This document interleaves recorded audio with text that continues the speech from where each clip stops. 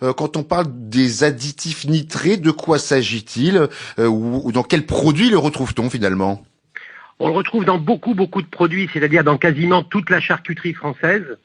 Et donc c'est du nitrite que l'on va mélanger avec la charcuterie parce qu'on veut gagner plus de fric, parce qu'on sèche plus vite du jambon, parce qu'il aura cette couleur rose.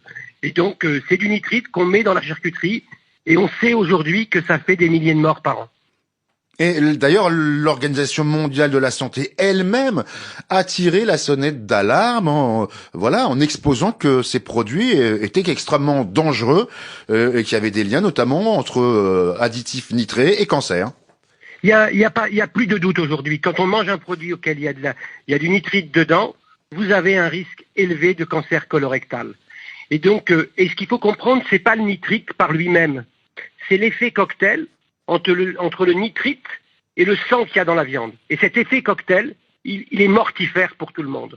Et donc c'est ça qui est le plus dangereux. Et donc on a voulu nous raconter des balivernes en faisant des études qui étaient pipotées par les industriels, notamment avec l'INRA. Mais aujourd'hui, le sang plus le nitrite, c'est un poison qui tue les Français, qui tue plus largement dans le monde. Alors j'allais vous demander si vous aviez été vous-même confronté à la puissance des lobbies, mais je crois que j'ai une petite idée sur la question. Oui, bien sûr, j'ai entendu Serge Etzberg qui lui-même le décrivait dans le Nutri-Score. Mais bien sûr, les lobbying sont là, ils sont partout, ils sont dans les couloirs de l'Assemblée nationale, du Sénat, dans les ministères. Ils ont fait les mêmes études. Et vous savez, il y a quelque chose qui est incroyable que l'on ne dit pas assez.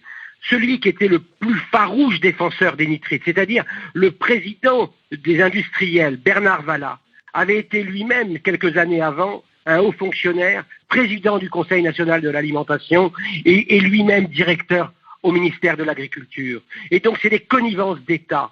Et donc c'est dangereux pour les Français parce que au nom du fric, les lobbyistes sont prêts à tout. Ils ont utilisé dans cette affaire des nitrites Thierry Coste, vous savez, ce lobbyiste des chasseurs qui lui-même avait fait, on dit, démissionner Hulot. Ils ont utilisé une autre agence de communication publique et il paraît qu'ils en utilisent maintenant une troisième belge.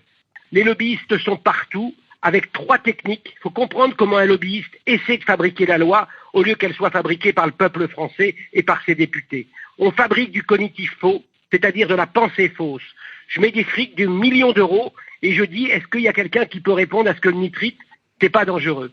Et donc vous avez des labos, même publics, qui vont répondre parce qu'ils veulent essayer de prendre du fric pour faire d'autres études après qui seront plus intéressantes. La deuxième chose, c'est la connivence. Vous avez le restaurant chez Françoise à côté de l'Assemblée nationale. On invite régulièrement des députés, des sénateurs. On crée du lien et quand on aura besoin, on les appellera pour qu'ils nous défendent. Et le troisième, c'est le discrédit.